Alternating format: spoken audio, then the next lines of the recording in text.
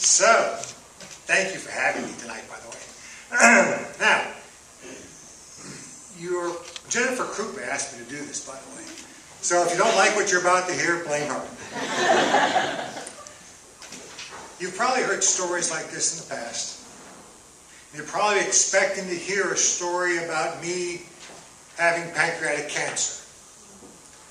That's about a 5% survival rate, by the way. You're probably expecting to hear a story about how I took 145 units of blood to survive. You're probably expecting to hear a story about how my wife, Shay, was told that her husband wasn't coming home. I wasn't going to make it. Well, tonight's the night to celebrate. So I'd rather not tell you that story.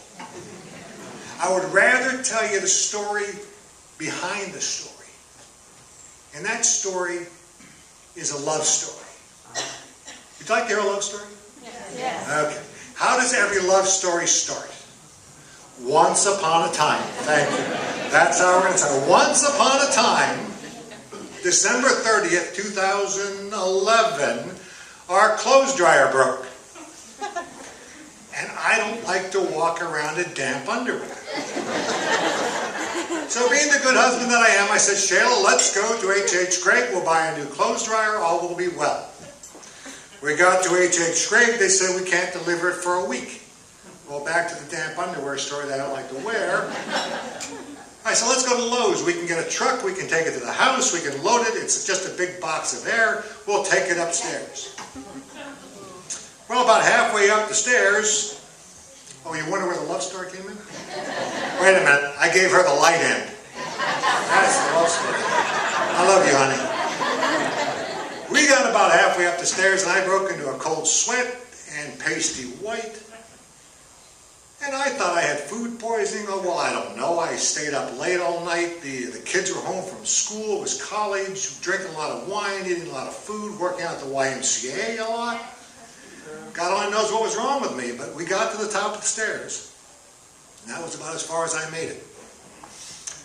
I went to bed. The next day, I really wasn't any better. And so we went to the urgent care. And my blood pressure was 70/50. And a pulse rate of 150. I mean, my heart was going a mile a minute, but there was nothing for it to pump. Now, the story behind the story was that Shayla's youngest was moving into school in Tallahassee, Florida, and we had the cars loaded up and ready to go. This is New Year's Eve. Well, obviously, at this point, I can't make it. And thank God for her mom and dad in Winston-Salem to come south. And Mom went with Shayla to go move in daughter number 2, and her dad stayed with me. They love me, by the way. I've got great in-laws. The next thing I knew, I'm in the hospital, and Shayla's dad is holding my hand. I told you it was a love story. Not quite what I meant. All right, he wasn't holding my hand, he was squeezing the daylights out of my hand, and what he was really telling me was that you married her, I'm not taking her back, she's all yours, you're not going anywhere. I love you, honey. Well, we figured out it was a little more serious than we thought. It wasn't food poisoning and it wasn't a bleeding ulcer. And so Shayla got wind in Florida that I was in a little harder set of times than we thought. So she and her mother, between tears, drove back to Charlotte as quickly as possible. And our dad was still squeezing my hand. But she's driving back as quickly as possible. And she loves me so much that when she came back, she threw me a party at the hospital. I mean, she was there. My ex-wife was there. My children were there. My pastor was there. My financial advisor was there. And my sister from Philadelphia was there. Nothing ever good comes from when your sister from Philadelphia is there. I knew I was in deep doo-doo. That's the first time she was told I wasn't going to make it. But I survived that one. And they glued me back together. They stopped the bleeding. My tumor had ruptured is what happened. And exactly 1 year ago today, they did a Whipple procedure on me. Anybody know what a Whipple procedure is? I always thought there was some old guy squeezing toilet paper. They took part of my stomach, my gallbladder, the first 12 inches of my small intestine. They call that a duodenum. And the head of my pancreas. I'm half the man I used to be. Well, that took 2 days for that surgery. And they put me in a box overnight on ice and stuck me away and pulled me out the next day and finished the surgery. She was told the second time, I'm not going to make it. Well, as I laid there for 8 days, I dreamed. I wasn't awake yet. I was still out in a coma. I started to dream about reality. I started to dream about, could I ever walk again? Could I ever shave again? Could I ever eat normally again? I mean, I had a brown paper bag up here they called a brown bag lunch. And it dripped into my arm for months. I lost 42 pounds. I know you can't tell. I didn't know if I would ever be able to work again, let alone work out or exercise again. What about sex? There, I said it. I know. I dreamt about it. I dreamed about it. I fantasized about it. I mean, Larry, you know what I'm talking about when you see that 2.5-inch porterhouse steak and a loaded baked potato and a salad and a big bottle of Merlot. God, let me eat again. That's all I could dream about. Then I'd wake up and Shayla's face would be gently pressed against mine.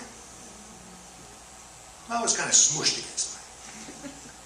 Now, you know, I'm thinking this is a small hospital bed, and I moved over as far as I could and said, honey, I just can't do it anymore. I mean, come on, this is a small bed, get your own bed.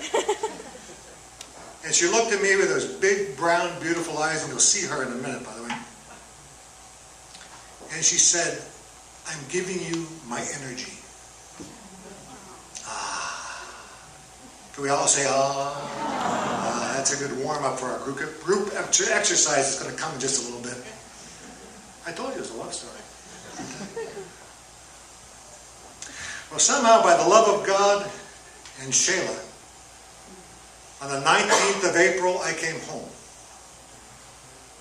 I was a trophy. I had a walker. I couldn't lift my arms. And now, somehow, Shayla worked up the strength to get me into the house, and our bedroom was upstairs. I got to the stairs.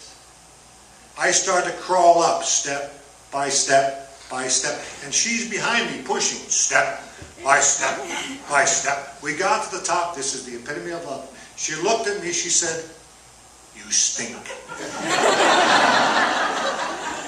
You need a shower. I was in the hospital for 4.5 months. I looked at her, I said, Shayla, I don't think I can't lift my arms. And there she stood stark-ass naked with a shower cap on and a scrub brush about that big. She said, get in.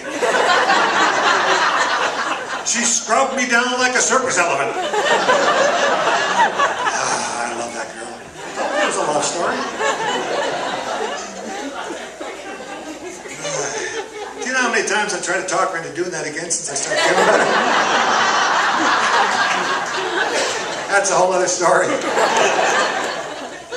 All right, so here's the audience participation part, and I will coach you through this. So here I stand before you, a year later. I am back to walking. I can shave.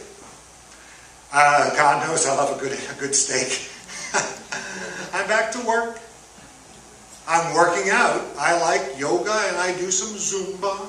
I didn't say it was pretty, but I do Zumba. Knock the door, baby.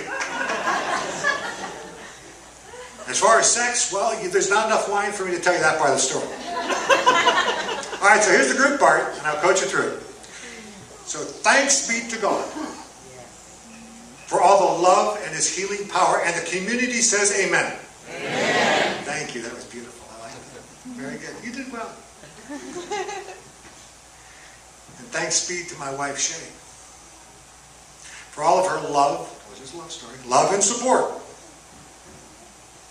And even the times that she didn't think she was a nurse, she was the best of nurses. So, Shayla, can you raise your hand? Because I don't know if everybody knows who you are back there.